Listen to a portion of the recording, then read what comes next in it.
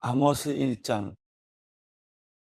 드고아의 목자 아모스가 이스라엘에 대해 인상으로 받은 말씀입니다. 그때 유다 왕은 우시아였고 이스라엘 왕은 요아스의 아들 여로보암이었으며 지진이 있기 2년 전입니다. 아모스가 말했습니다. 여호와께서 시온에서 크게 소리치시고 예루살렘에서 그 음성을 바라시리니 목자의 불밭이 시들고 갈멜산 꼭대기가 마를 것이다. 여호와께서 이렇게 말씀하셨다. 다메섹이 지은 서너 가지 죄 때문에 내가 그들을 처벌하는 일을 돌이키지 않겠다. 그들이 철타작기로 타작하듯 길앗을 압제했기 때문이다. 내가 하사엘의 집에 불을 보내서 베나닷의 성체들을 불사르겠다. 내가 다메섹 성문 빗장을 부수고 아웬 골짜기에 사는 사람들을 없애고 베데벤에서 귤을 잡고 있는 왕을 없애겠다. 아람 사람은 사로잡혀 길로 끌려갈 것이다. 여호와께서 하신 말씀이다. 여호와께서 이렇게 말씀하셨다. 가사의 서너 가지 죄 때문에 내가 그들을 처벌하는 것을 돌이키지 않겠다. 그들이 사로잡은 사람을 끌어다가 모두 에돔에 팔아넘겼기 때문이다. 내가 가사의 성에 불을 보내 성체들을 불사르겠다.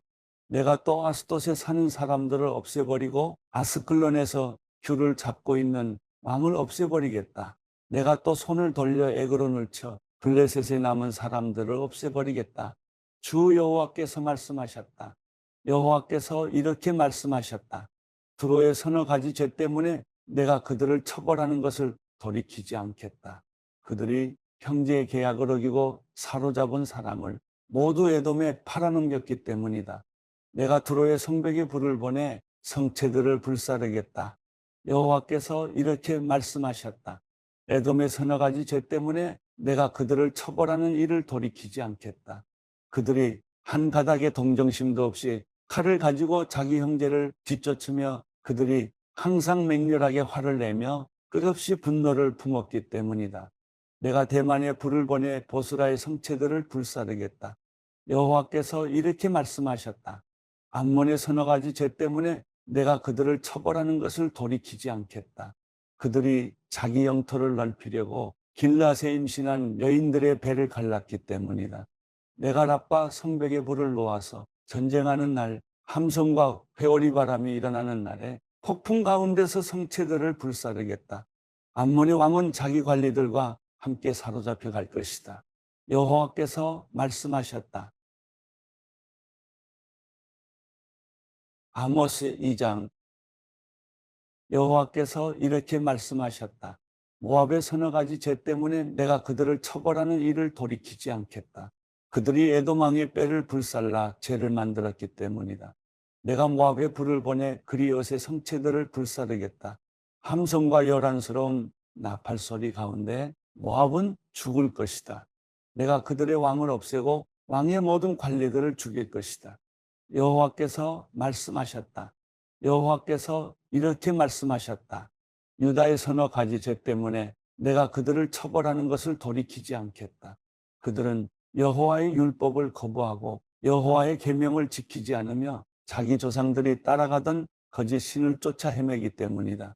그러므로 내가 유다에 불을 보내 예루살렘의 성체들을 불사르겠다. 여호와께서 이렇게 말씀하셨다. 이스라엘의 서너 가지 죄 때문에 내가 그들을 처벌하는 일을 돌이키지 않겠다. 그들이 은을 받고 의인을 팔고 신발 한 켤레를 받고 가난한 사람들을 팔았기 때문이다.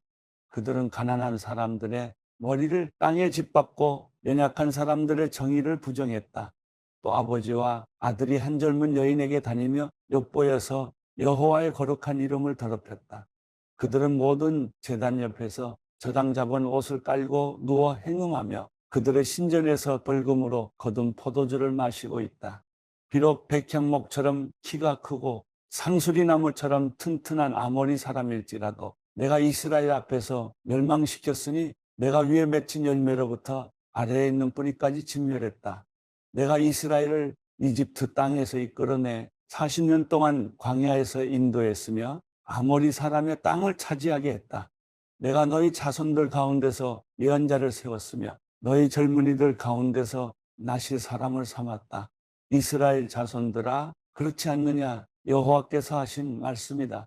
그러나 너희는 나실 사람에게 포도주를 마시게 했고 예언자들에게 예언하지 말라고 명령했다.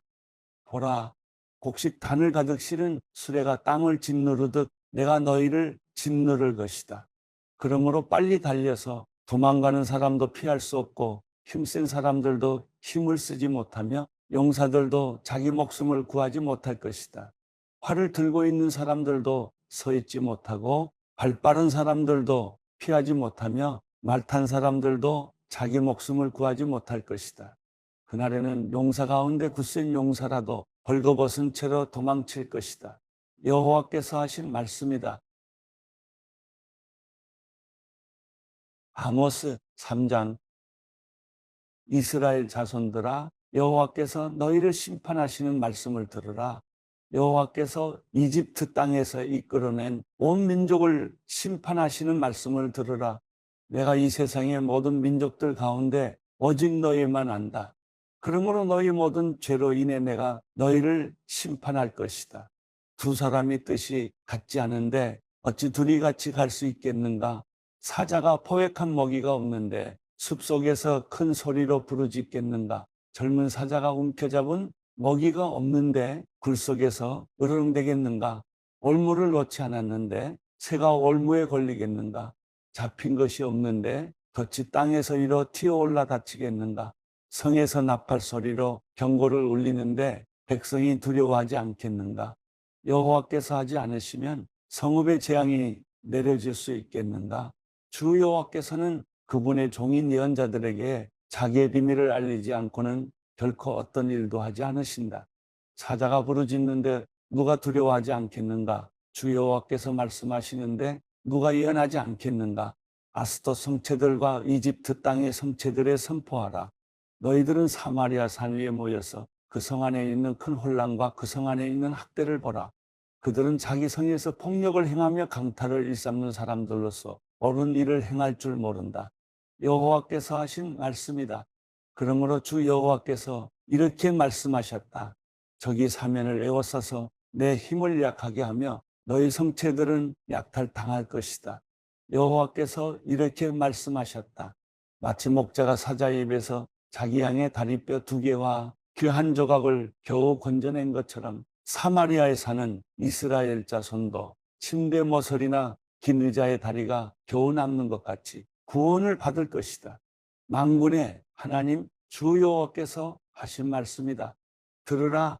그리고 야곱의 지배되고 증언하라. 내가 이스라엘의 죄를 심판하는 날에 베델의 제단을 무너뜨리며 제단의 뿔을 꺾어 땅에 떨어뜨릴 것이다. 내가 겨울 궁궐과 여름 궁궐을 허물 것이다. 그러면 상하로 꾸며진 집들이 파괴되고 큰 궁들이 무너져 사라질 것이다. 여호와께서 하신 말씀이다. 사도행전 27장. 우리가 이탈리아로 배를 타고 가도록 결정이 나자 바울과 다른 죄수들은 황제 부대에 소속된 율리오라는 백부장에게 넘겨졌습니다.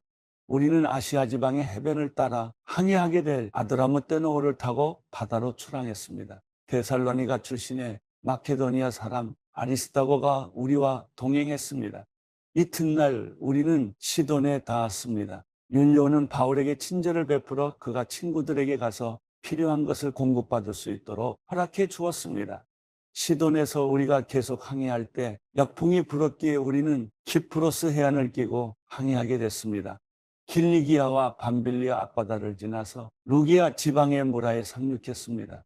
그곳에서 백부장은 이탈리아로 가는 알렉산드리아 호를 찾아 우리를 그 배에 태웠습니다.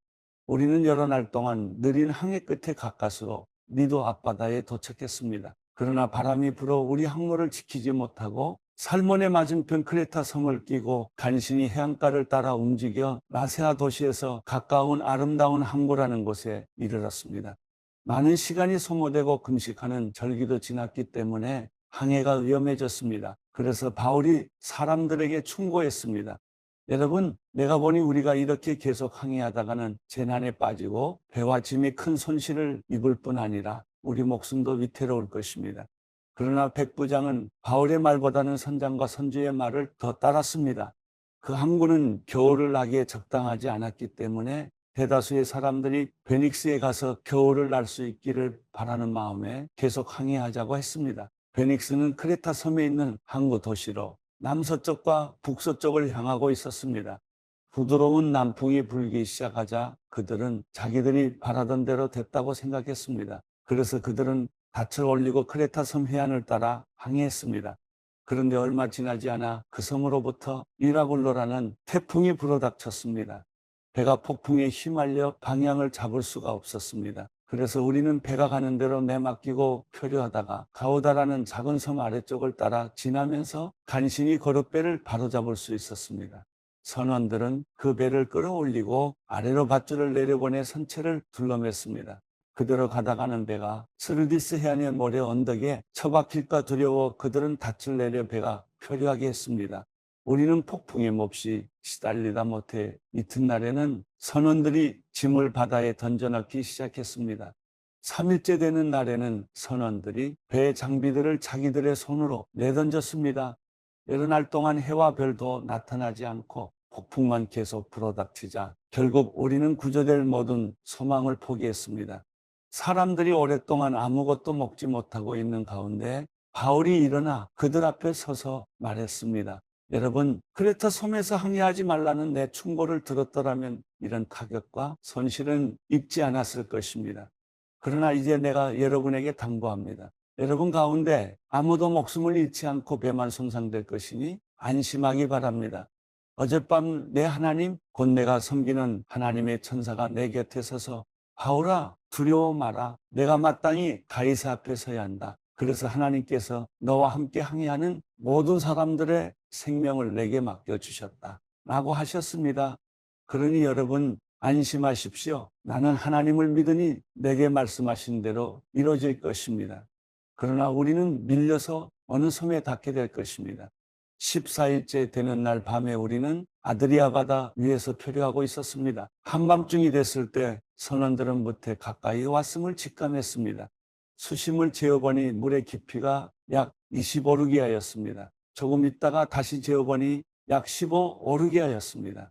우리가 암초에 부딪히게 될까 두려워 선원들은 고물에서 네 개의 닻을 내리고 날이 밝기만을 바랐습니다.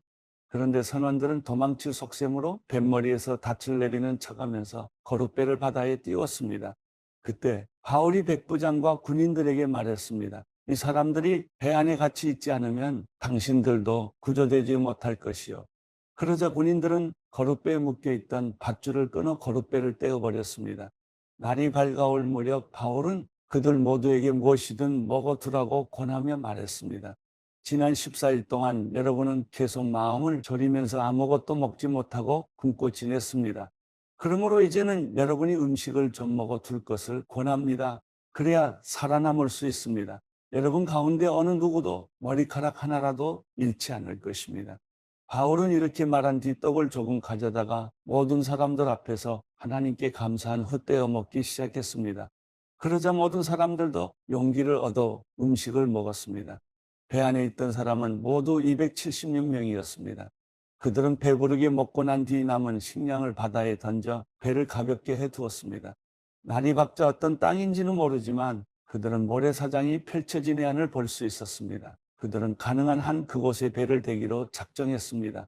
그래서 닻을 끊어 바다에 버리고 키를 묶은 밧줄을 늦추었습니다. 그러고 나서 앞돛을 끌어올려 바람에 맡기고 해안 쪽으로 배를 몰았습니다. 그러나 배가 모래 언덕에 부딪혀 좌초됐습니다. 두 물살이 합쳐지는 곳에 걸리는 바람에 뱃머리는 꽉 박혀 옴짝달싹도 하지 않았고 배 뒤쪽은 거센 파도 때문에 깨어졌습니다. 군인들은 죄수들이 헤엄쳐 도망가지 못하도록 죽일 계획이었습니다. 그러나 백부장은 바울의 목숨을 살려줄 생각에 군인들의 뜻을 막았습니다. 그는 수영할 수 있는 사람은 물에 먼저 뛰어들어 육지로 올라가라고 명령했습니다. 남은 사람들은 널빤지나 부서진 배 조각을 붙잡고 나가도록 했습니다. 이렇게 해서 모든 사람이 무사히 육지로 구출됐습니다.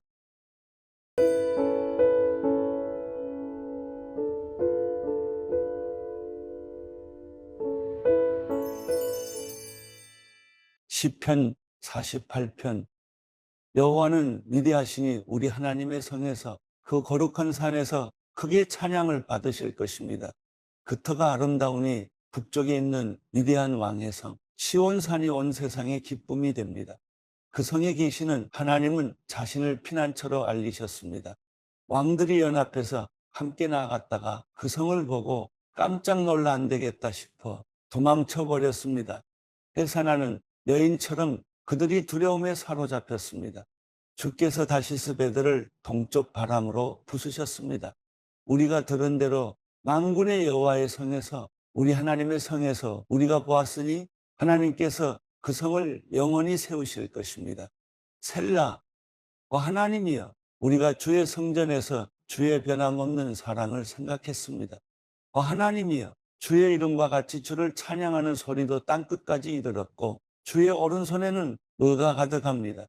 주께서 판단하시니 시온산이 즐거워하며 유다의 마을들이 기뻐합니다. 너희는 시온을 두루 돌아다니면서 그 망대들을 세어보라. 그 성벽들을 잘 살펴보고 그 궁전을 두루 둘러보아 다음 세대에 그것들을 말해주라. 이 하나님이 영원토록 우리 하나님이 되시니 죽을 때까지 그분은 우리를 인도하실 것이다.